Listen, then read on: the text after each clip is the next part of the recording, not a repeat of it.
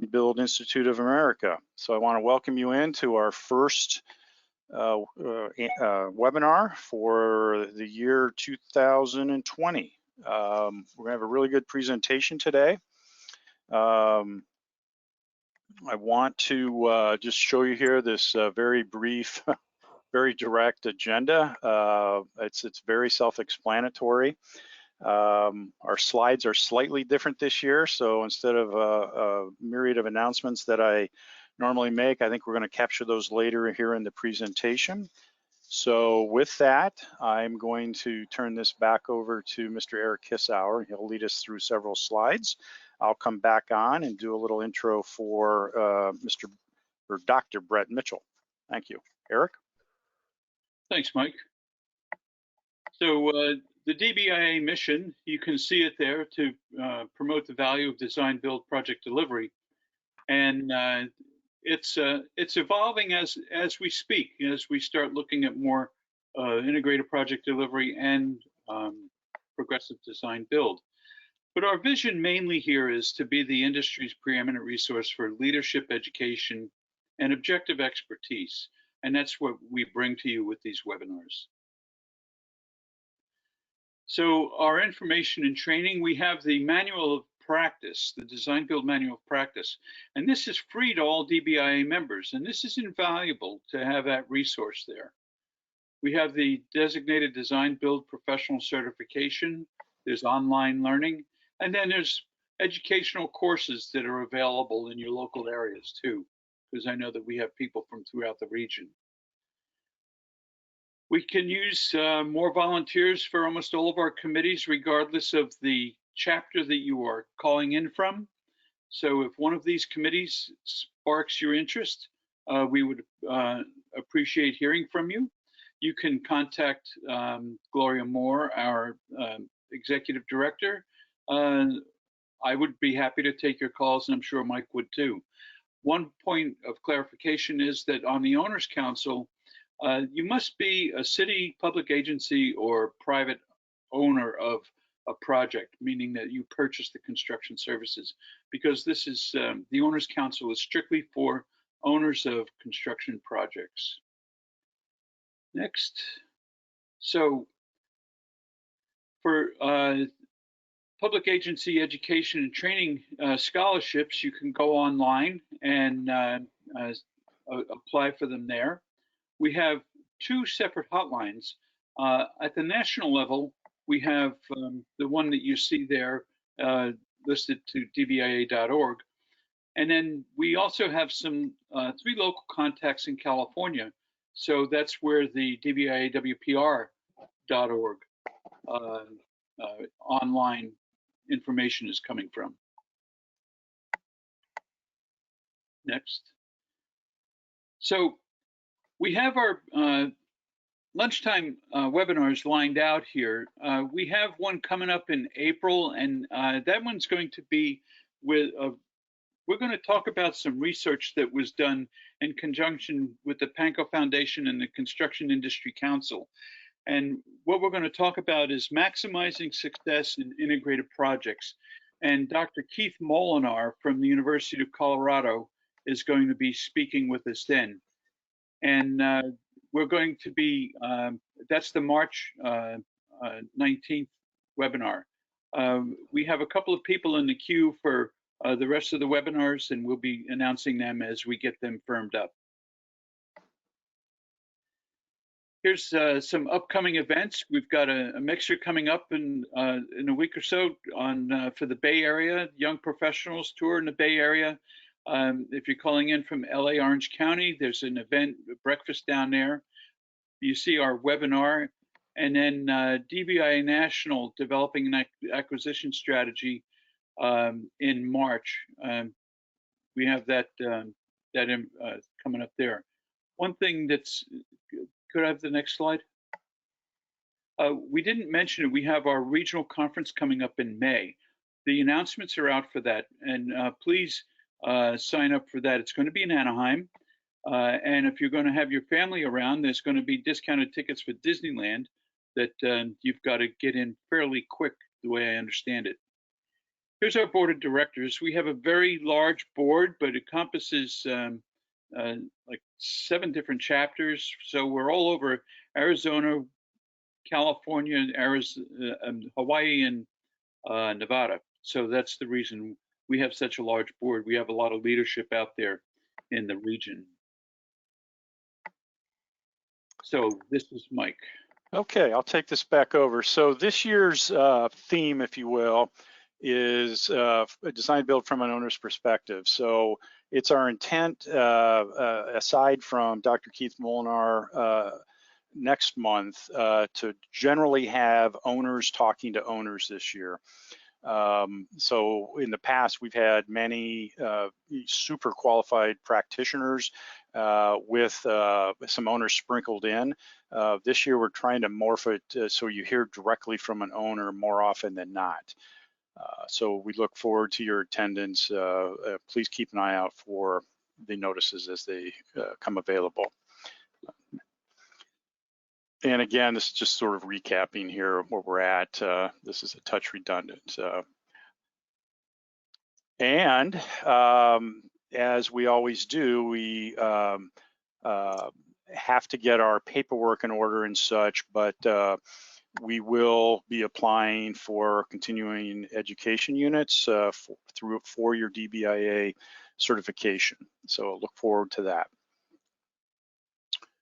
All right, so before I get into introducing Brett, I wanted to make mention that you should have access to your webinar portal where you can see the ability to type in questions or chat. We very much encourage you to do that because this isn't an interactive webinar. So Eric will facilitate the questions as they come in for Brett to answer. So please utilize that tool. Let's see. Well, I think those are the major announcements. So with that, I want to introduce Dr. Brett Mitchell. He's the Director of Facilities Expansion at the University of California, Davis Health. Brett is also a former Director of Facilities for the San Juan Unified School District, where he managed $2.4 billion in capital improvement effort through a bond authorization of $1.2 billion. So he has an undergraduate degree in construction management. And after several successful years in the construction industry, he left to teach math and physics. He then was a high school principal and eventually a director of facilities in San Juan, and is now director at, as I mentioned, at UCDH. So he has a postgraduate degree. Studies include master's in education administration and a doctorate in organizational leadership. So this is an envious combination of experience that gives Brett a unique ability to manage university and school district capital improvement interests from both educator and a builder mindset. And Brett's topic today is very, very much in the forefront of at least my approach with work here at General Services. So I think it's going to be great that that this is the kickoff topic for the year. It's very tone setting, and it's what you need to do to end up having a successful program. So and Brett also, I should mention, is an active member of the Western Pacific Region Board as well. So Brett, I'll turn it over to you and take us through this. All right, great. Well, hey, thanks for inviting me here. I trust everybody can hear me okay. If that changes at any point during my presentation, please let me know. And I was just, while you were introducing me, Mike, I appreciate that introduction, but I was thinking that I'm on a medical center campus now with the title of doctor, and it will do nobody any good here. So I'll often have to remember to tell people that I don't get sick around me. So anyway. Hey, everybody that's listening, again, thanks for being here. This is a fun topic for me. It may seem a bit unconventional to hear this stuff from an owner, so I like to think that I'm a little bit enlightened in these things, but I do think it's necessary if we're going to pursue design build in this industry. And so in each slide, I want everybody that's listening, you try and look for me tying it back into the idea of building trust.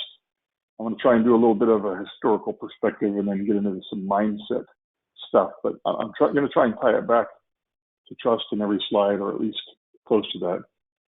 And I'm going to try really hard to not simply read slides. You know, when I was in my doctoral program, they said never read slides. So I'll try not to do that. So if I'm talking and you're listening, which is good, and you missed the content of the slide, don't worry. I think Lori is going to make those available later.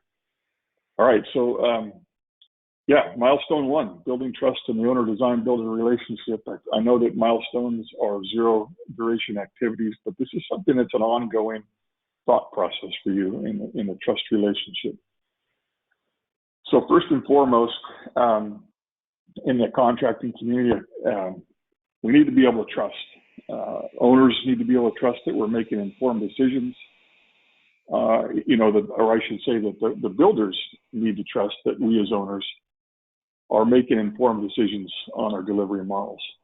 And, you know, I like to tell a story. Why do I like design build? I think about this. I think, okay, if anyone in this listening right now, or, you know, you design your own dream home, you're building your own dream home, and you go and have it designed and you're all ready to get it built, and someone knocks on the door and says, give me your plans, we're going to put this out to bid, and whoever's lowest is going to build your dream home. And I think to myself, you know, who would do that? None of us would. And so as owners, you know, I think, why should we be relegated to that same system? So that's really why the crux of why I like doing design builds. It gives us some ability to do a best value selection.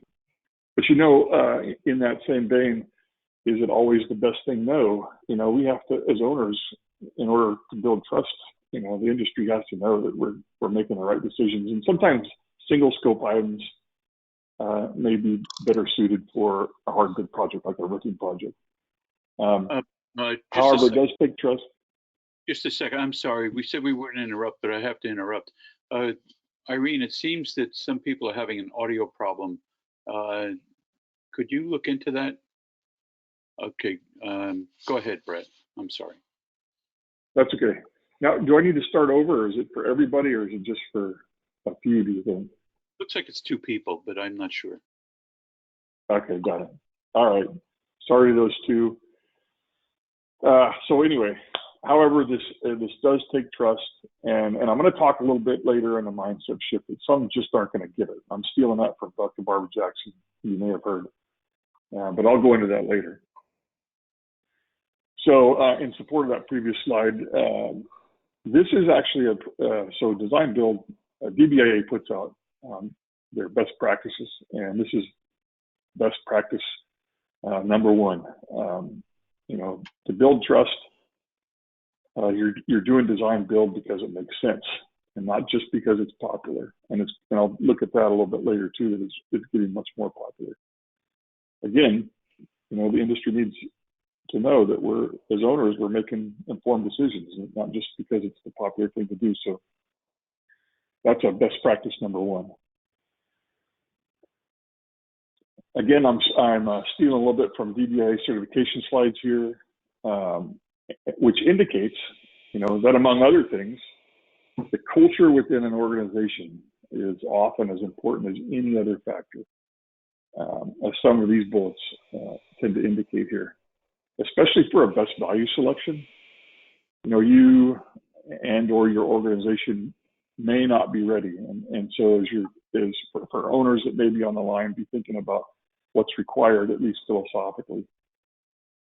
And I'm going to talk a lot about trust and making a mental shift, as I mentioned, away from what we know as hard bid practices.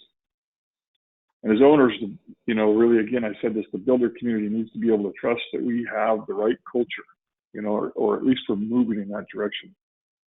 And you can see from these slides, you know, there's that trust word again. So let me just go to the next one. Here's an example of some bullet points of, you know, what an owner's profile and personality would look like. When that trust building starts with the builder, you know, I think that they're really going to, especially in today's market, they're really going to look at us as an organization. and say, what is the culture within that organization? Have we made that mindset shift? Are we attracting, the best and brightest premier design builders to help us with our efforts? And I think in this type of delivery, especially relationships are huge. I purport that often. And I would encourage you as owners that are on the line, you've got to get out there and develop those relationships. And to me, that's that critical first step in trusting relationships. It's really getting out there and developing. I don't know how you can build trust if you don't have that relationship first. I was telling a guy that I worked with previously that, in a marriage relationship, if I could equate a design build project to a marriage, if that's okay for a second. But in a marriage relationship, you think about this. There's no first date, or there's no marriage, I should say, without a first date, right? So spend some time in the industry. And I love the events that we get to have. DBIA puts, there's an industry event in May, WPR in Anaheim. So get to those events and get to know us or get to know the builders, because I think that's an important first step in building that trust. I like to tell the story of when I was in San Juan. It was, the economy's still in the tank. And we started doing design build in San Juan, and all the money was in the Bay Area, all the projects.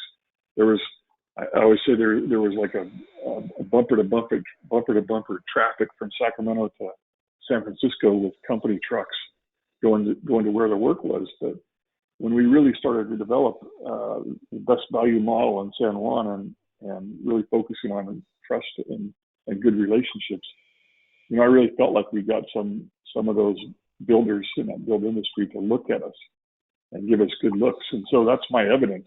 I always say, look for the evidence. I will say that what we did in San Juan was evidence that works. And so there's some examples of owners' profiles and personalities that you look at. I want to do a little interesting history for you.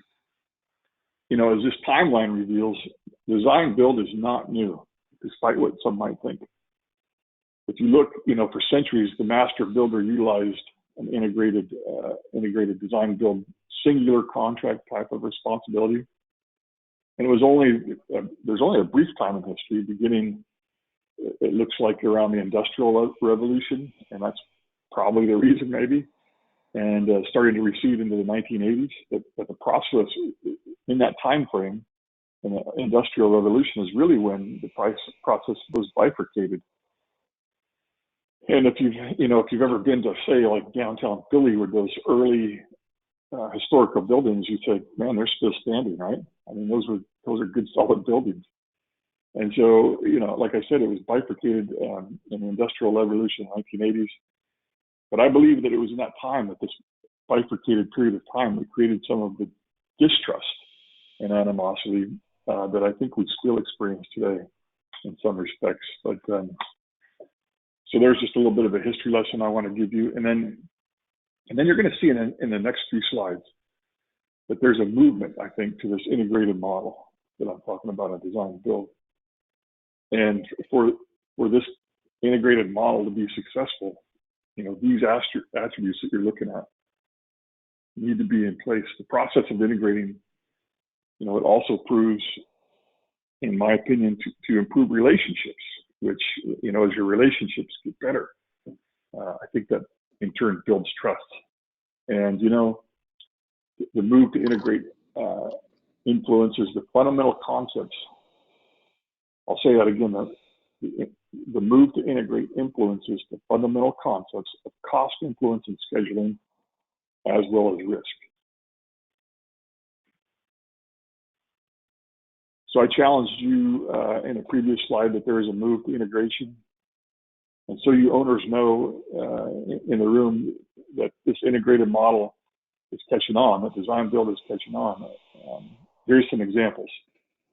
So you can see that back, not too long ago, it looked like design build had about 39% of the market share, and just in a few short years, we're looking at 44%.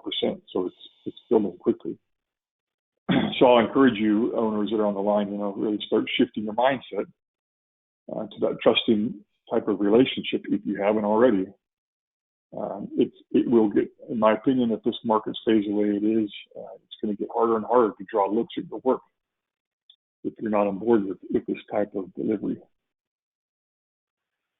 Proof, I always say research and prove it. Let's look at design build in 1993.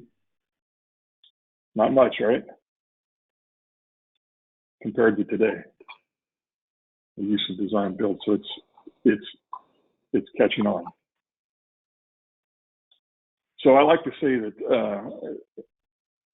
a lot that design build is a mindset, and I gave you a little bit of an overview there a minute ago. But let's really dive into what I think is the mindset shift necessary in building a trusting relationship. It's probably and perhaps the biggest challenge, I think, in transitioning to a best value model. We have to continue to think about it. Can we trust each other?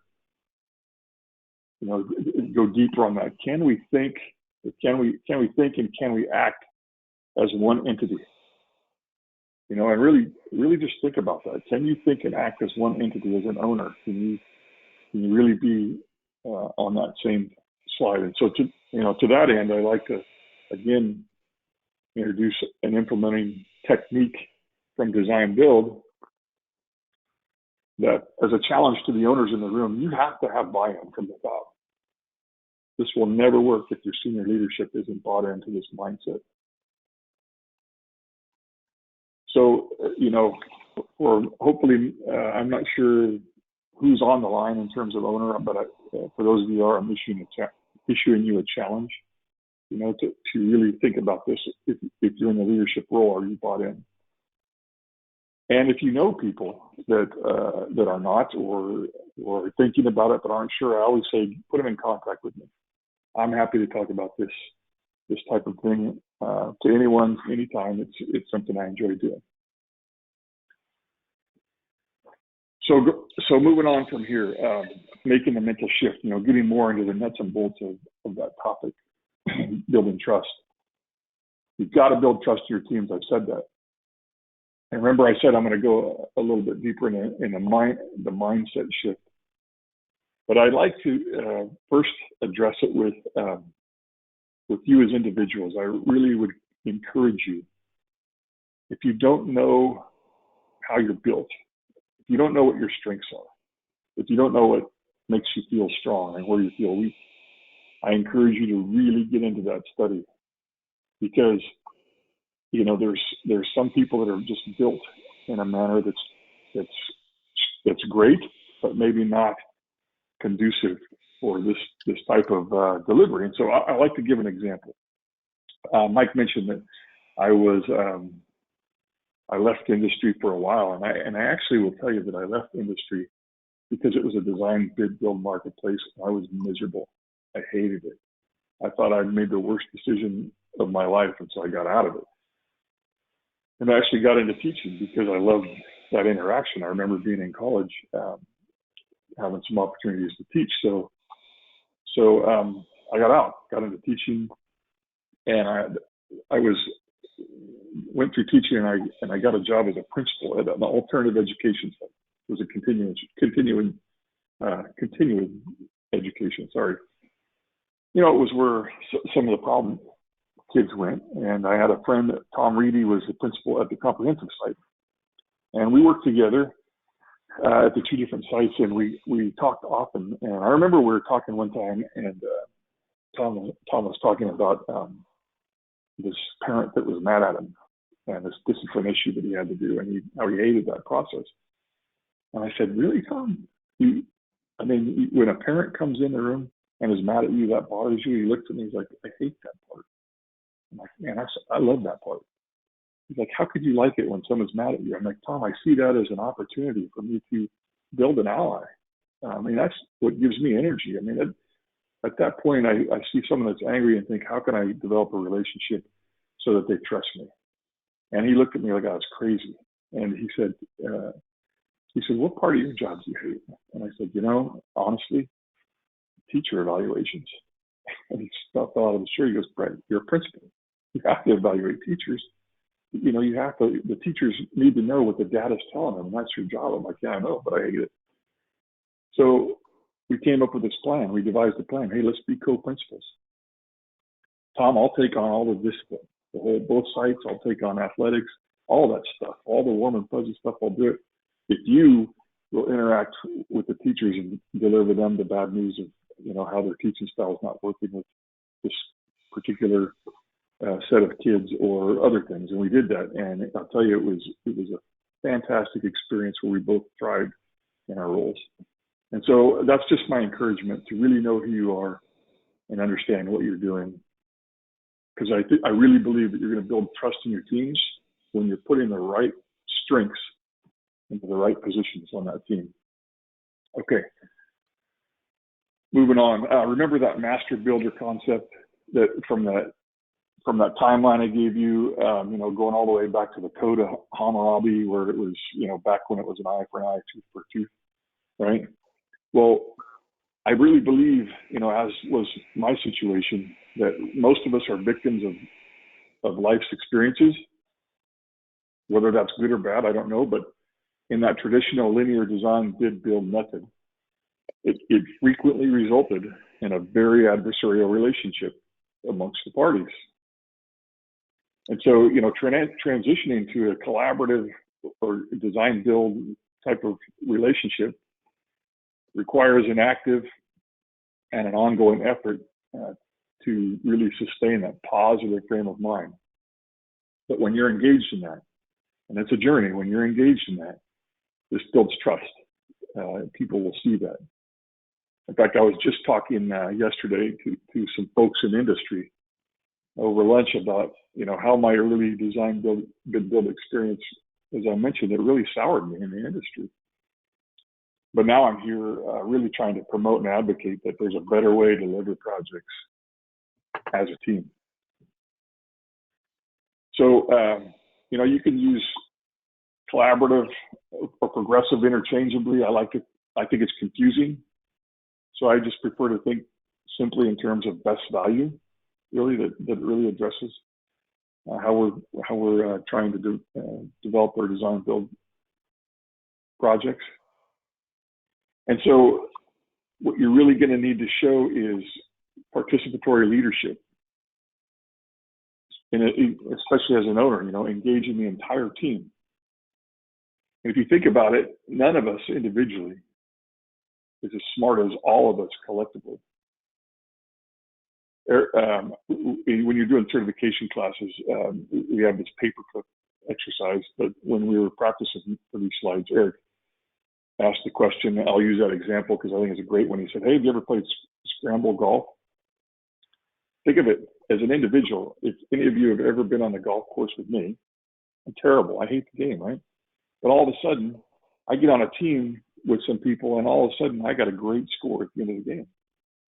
So if you think about that as an example, really that participatory leadership where we're all using our strengths, and, you know, in scramble golf, I come off with a pretty good putt once in a while, but hey, I'm contributing to the better score, to the better team.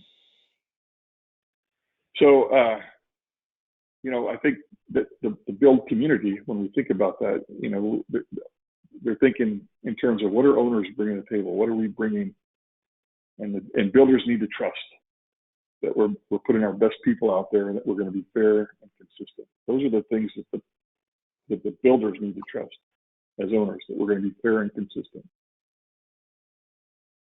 You know, and I think that part of that, being fair and consistent, is, this is the part that sometimes gets difficult, but, you know, as these slides are indicating, that we have to be realistic with budgets and schedules, I think, these days with what we're advertising. And I think that, again, to build on that trust, you know, the build community needs to trust that we as owners are really doing our best to look at the budgets realistically and the schedules.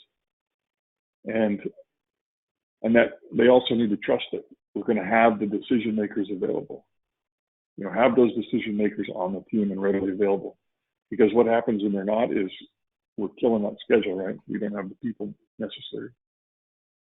So there's a little bit more on that collaborative design build mindset. And I love this slide, you know, to both the owners and the builders, get the right people on the bus. I'll talk about that a little bit later.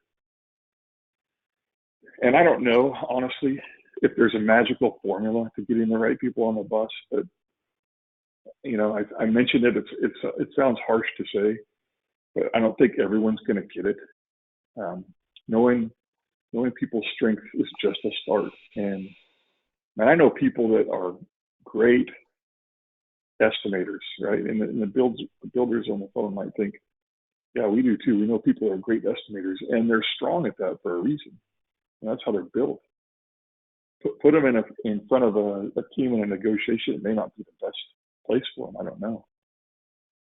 But you know, as an owner, on the opposite side of that, I can sniff out a change order artist in a heartbeat. I remember a project that I was doing in San Juan where you know, I'd hired a great builder, spent a bunch of money on a pre-con effort on a design assist project, and you know, and we did all this pre-con, developed the GMP, and within a couple of weeks, I had 400 RFIs. Right, I know what's happening there. So we really need to trust as owners that we're getting the right people on the bus that understand this trusting relationship and how we're going to develop these projects. Look, when you enter into a best value qualification-based selection, you're going to need to trust the process. And you're going to need to trust that the team you selected is going to give you the best possible project. And you know, the owners, we need to trust that it's going to be with the fee and GCs that was advertised, right? That the GCs promised. We need to trust them. But when you start, you know, as owners, I think about some of my experiences that I've had, and when people start to think along those lines, oh, you know, in terms of the builder, they're making too much money, or they're hiding money in their units, or they're padding their fee, or whatever those sound bites are in industry. As an owner, we have to look and say, look, get those people off the bus. This delivery model is not for you. We might get burned once or twice, but I can tell you that word gets around, right? So if your team, as an owner, if your team is just not trusting that process and they're skeptical of everything that's being done, and I think there's trust and verify. Don't get me wrong, there's trust and verify. But if you just can't trust someone after you've picked them on a qualifications-based selection, get them off the bus. Okay. I've heard superintendents say before, no kidding, I heard superintendents say, I saw the vehicle you're driving. I'm paying you too much money. Right? Get him off, or her. Get her off the bus. Okay. Enough on that. I like this. You know, just because you can read music doesn't mean you can play jazz. You know, proactive leadership. It's a concerted effort. You've got to make that concerted effort to go the extra mile for the benefit of the project. And trust really starts, you know, leaders, you trust with your commitment to having the right mindset on the team. You know, I just noticed it looks like that lady is flipping the camera off. I didn't notice that before. Sorry about that. I don't know if that's what it is, but if she is, we need to get her off the bus, right? Okay.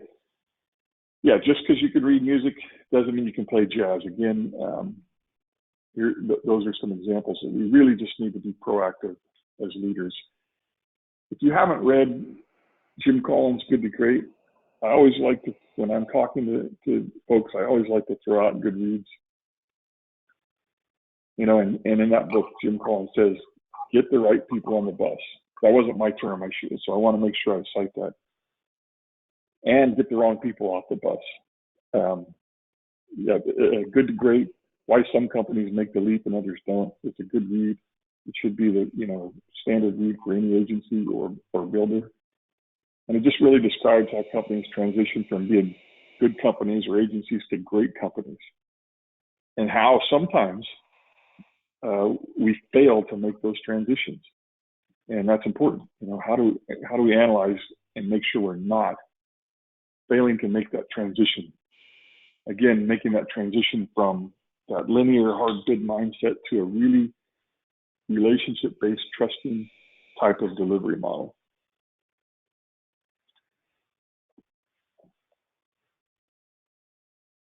So I'll ask you, do you recognize any of these traits? You know, these are some, as we deliver using design build, using a best value model, qualifications-based selection, all of those ideas.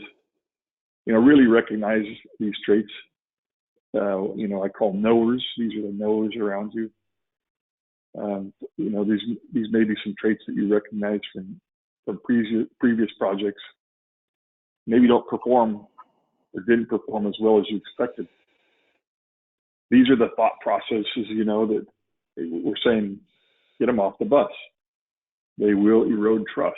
And when I say that, and it sounds so negative, and I don't mean to sound negative, it doesn't mean that in the build community, there's not a perfectly good place that's suited for that person. I mentioned, you know, that someone that loves data, you know, if that person knows their strength is data, well, they may be a tremendous part of an estimating effort, but not necessarily out in, you know, in a big room. And so I remember talking to a builder one time that it turned out that their front desk receptionist turned out to be fantastic in an interview. No experience on a job site, but in an interview, she was super strong in delivering a message and vision of that company. And so, you know, going on to the next slide, you know, what are then, you know, the antithesis for this slide, the antithesis to that is, here are some desirable traits. You know, if you have those team members, think about the halls of your offices. Do you see these types of traits in your people? These are the people that we want to get on the bus, you know, as opposed to the knower that I just talked about, those traits on the previous slide. Here's a few that I would submit to you are learners. You know, they have learner characteristics that are much more amenable for an integrated process for design build project. These traits, and again, you know, if you don't get through all the bullet points, I'll make the slides available, but these traits build trust. And these people are the ones you want to have on your team.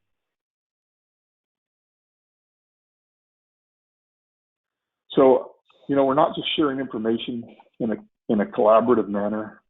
Sometimes I think that the word is overused without really considering its definition. We should be truly integrating all the key players. You know, it's not just collaboration, you know, that we're thinking of. I like to think of, now when I did these slides, I'm going to give you an example of what I'm talking about. When I did these slides, I was thinking I was going to be able to hail the Niners Super Bowl victory. Sorry, but I am going to use a football scenario, and I'm still going to hail the Niners because they had a great season. And if anybody on the phone is a Niner fan, kudos to you. Anybody that's not, sorry. But think of a football scenario, right? When you think about football, you know, there's an offense and a defense, and you line up on opposite sides of the ball and you do battle, trying to move the ball forward, you know, when you're on offense, and stop it from moving forward when you're on defense.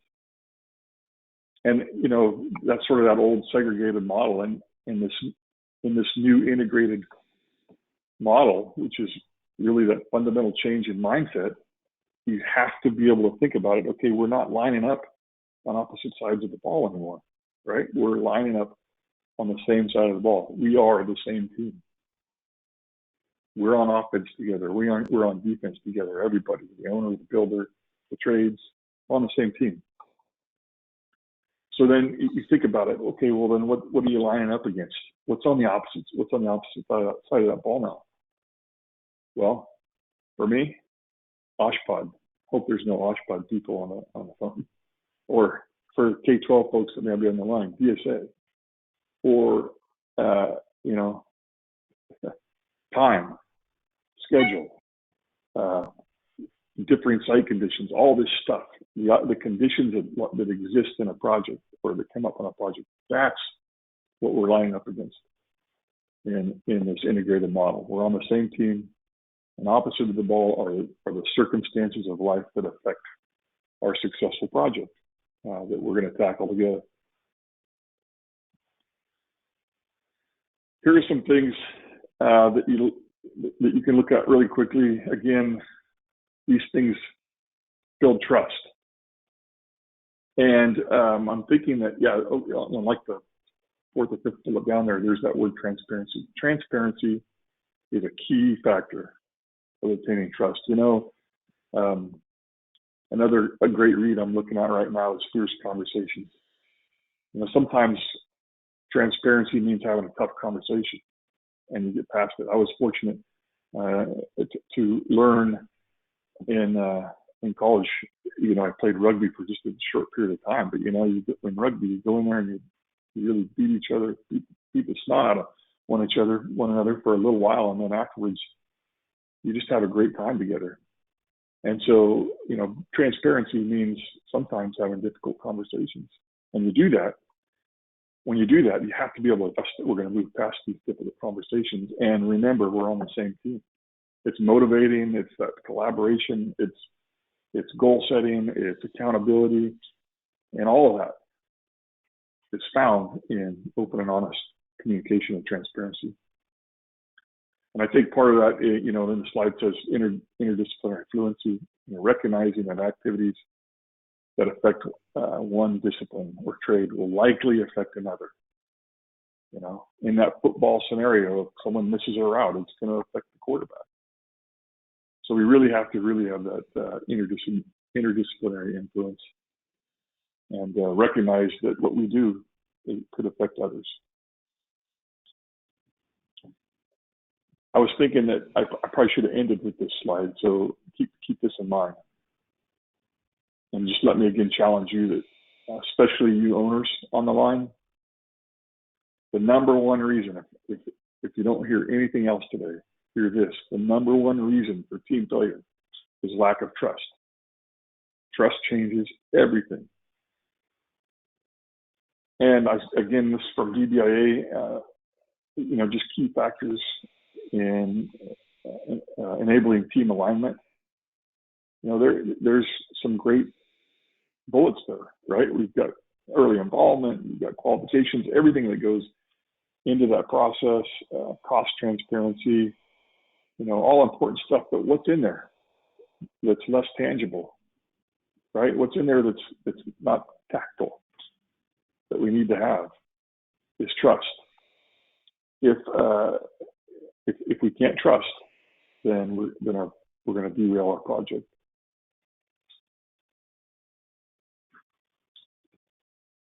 I like this graph because it really takes you on a journey in the development of a project. And you know, this is sort of maybe if you want to think of it as the design, build, the budget curve, or you know, that should esoterically achieve the most value within the budget. But this is how design and cost are related in the design build projects that I am involved in, where performance is fixed. You know, at the time we try and set those performance criteria, and then we trust, you know, that those performance criteria are going to be met, that it's done right, and that cost is fixed at the time of contract award by the design builder's price proposal, and we trust that price is sufficient.